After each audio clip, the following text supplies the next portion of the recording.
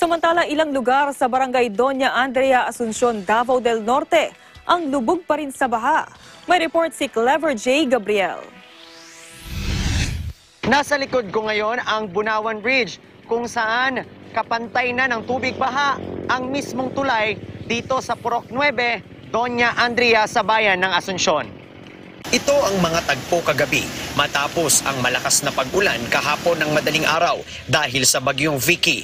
Kaya naman, kahit wala ng pag-ulan ngayong araw, hindi pa rin nagpapakampante ang mga residente na bumalik sa kanilang mga tahanan dahil sa makulimlim pa rin ang panahon. Lumikas na lamang sa gilid ng mga kalsada ang mga residente kasama ang kanilang pamilya, dala-dala ang mga alagang hayop at mga gamit. Ay, napay gagming ulan.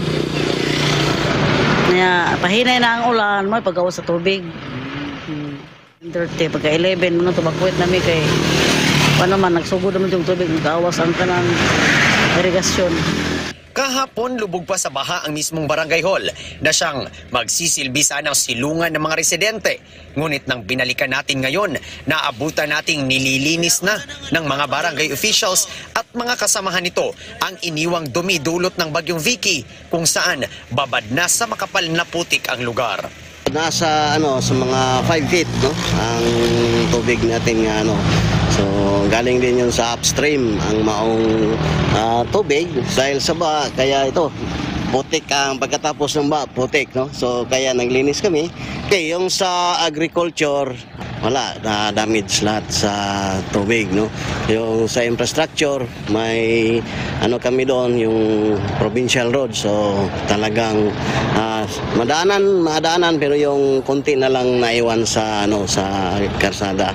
Ayon naman sa mga residente, may mga tulong naman umanong nakakarating sa kanila mula sa pamahalaan sa tuwing may ganitong kalamidad.